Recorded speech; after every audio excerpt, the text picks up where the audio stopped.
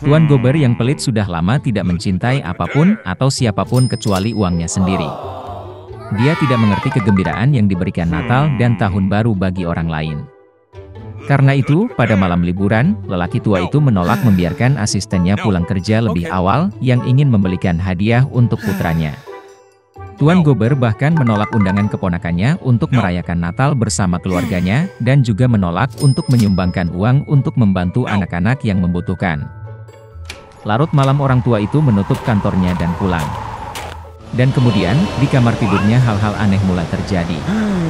Angin bertiup dari suatu tempat, guntur bergemuruh, dan tiba-tiba hantu temannya, yang telah meninggal pada Natal lalu, muncul di hadapannya. Tuan Gober sangat takut dan tidak mengerti apa yang sedang terjadi. Roh berkata bahwa setelah kematian dia dihukum karena tidak berbuat baik dan tidak membantu orang selama hidupnya. Dia tidak ingin lelaki tua itu mengalami nasib yang sama. Jadi dia memperingatkan Gober bahwa 3 hantu lain akan segera mengunjunginya. Setelah kata-kata ini, roh itu menghilang.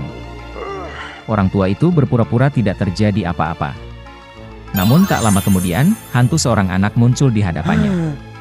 Tuan Gober tercengang karena itu adalah semangat tahun-tahun terakhirnya. Hantu dengan bantuan sihir memindahkan mereka ke masa lalu. Orang tua itu melihat dirinya sebagai anak kecil di kota tempat dia dilahirkan dan dibesarkan. Dia sedang mendekorasi pohon Natal dan dia bersenang-senang.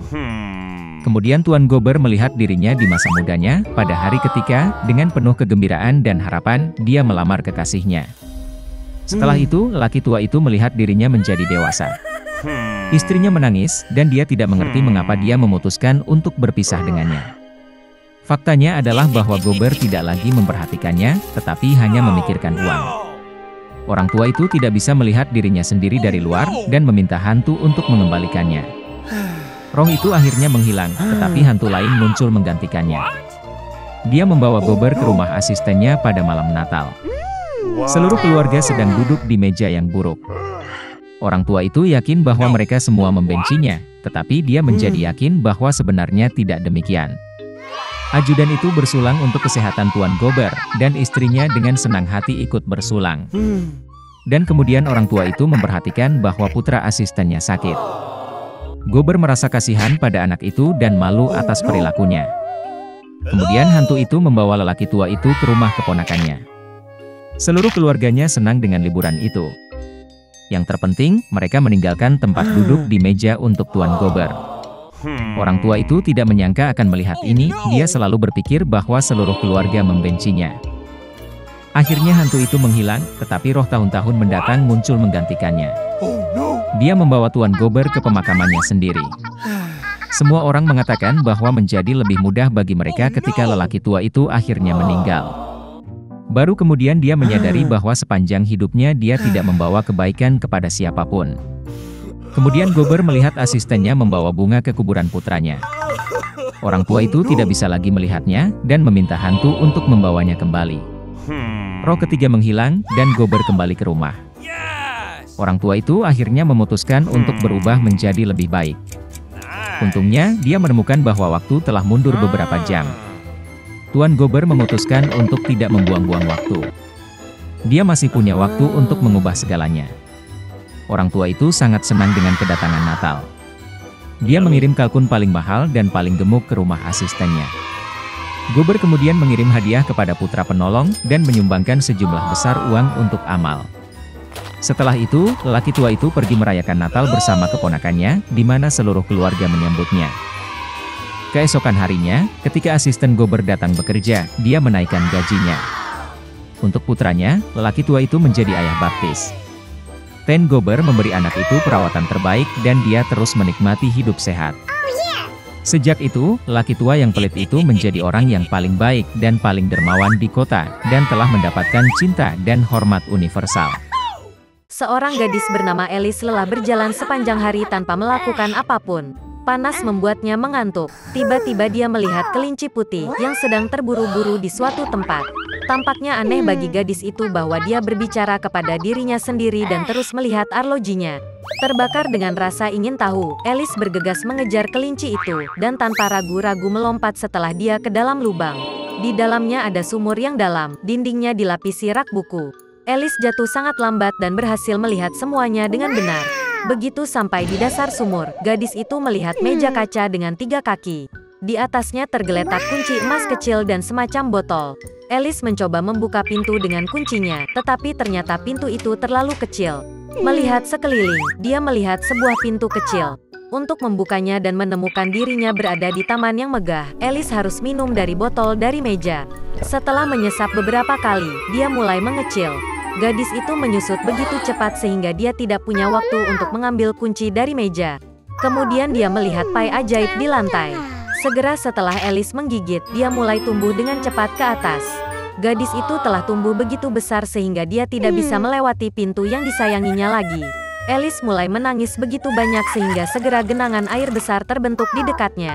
Pada saat itu dia melihat kelinci putih. Gadis itu memanggilnya, tetapi dia sedang terburu-buru, dan dengan ketakutan menjatuhkan sarung tangan dan kipasnya. Alice mengambilnya dan menyadari bagaimana dia mulai menyusut. Alasannya adalah penggemar sihir.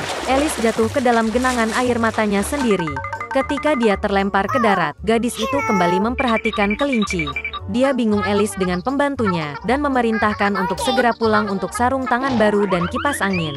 Gadis itu berlari untuk melaksanakan perintah itu. Di rumah kelinci, dia tidak bisa menahan rasa ingin tahunya, dan meminum cairan dari botol. Ini mengarah pada fakta bahwa Alice tumbuh menjadi sangat besar dan dengan cepat memenuhi seluruh rumah. Dia bisa menyusut hanya berkat pai. Setelah mendapatkan kembali dimensi sebelumnya, gadis itu lari. Segera dia melihat jamur besar di mana ulat biru besar sedang duduk. Alice mengeluh padanya tentang perubahan tinggi badannya yang konstan. Ulat itu menyarankan gadis itu untuk memakan sepotong jamur. Alice makan sedikit dan akhirnya kembali ke tinggi normalnya. Dan dia melanjutkan. Tiba-tiba Alice melihat sebuah rumah. Masuk ke dalam, gadis itu berada di dapur, di mana dia melihat Duchess dengan bayi menangis di pelukannya. Seekor kucing besar sedang duduk di lantai, tersenyum lebar. Duchess menjelaskan kepada Alice bahwa dia tersenyum karena itu adalah kucing Cheshire. Tiba-tiba kucing itu menghilang dan bayinya menangis. Duchess memberikan anak itu kepada Alice, dan dia sendiri pergi ke ratu. Gadis itu terkejut saat mengetahui bahwa dia tidak menggendong seorang anak, tetapi seekor babi kecil yang nyata. Ketika kucing itu muncul kembali, dia menyarankan Alice untuk menemukan Marechare. Dan kemudian dia menghilang, dan hanya senyumnya yang tersisa di udara. Gadis itu berangkat. Segera dia melihat rumah Marechare. Alice datang tepat pada saat dimulainya pesta teh. Mejanya besar sekali, tapi hanya si Marechare, Mad Hatter, dan Sonya si tikus yang duduk di sana. Mereka tidak mengizinkan siapapun duduk di meja, dan mengatakan bahwa tidak ada ruang. Alice mengetahui bahwa mereka dipaksa untuk minum teh tanpa henti sebagai hukuman karena membunuh waktu. Si kelinci dan si Hatter mengejek gadis itu dengan segala cara yang mungkin dan mengejeknya. Tidak dapat mentolerir kekasaran seperti itu, dia diam-diam bangkit dan pergi. Segera Alice menemukan dirinya di taman yang indah. Dia memperhatikan tukang kebun yang tampak seperti bermain kartu. Mereka mewarnai mawar putih menjadi merah. Gadis itu sangat terkejut dengan ini. Dia mengetahui bahwa ratu mereka menyukai mawar merah, dan hanya mawar putih yang tumbuh. Ratu mengeksekusi para pelayannya untuk pelanggaran sekecil apapun. Tukang kebun bilang dia sedang menilai pelayan yang mencuri kue sekarang. Alice sangat tertarik, dan dia pergi ke pengadilan. Di sana dia melihat Marechare dan Mad Hatter bersaksi.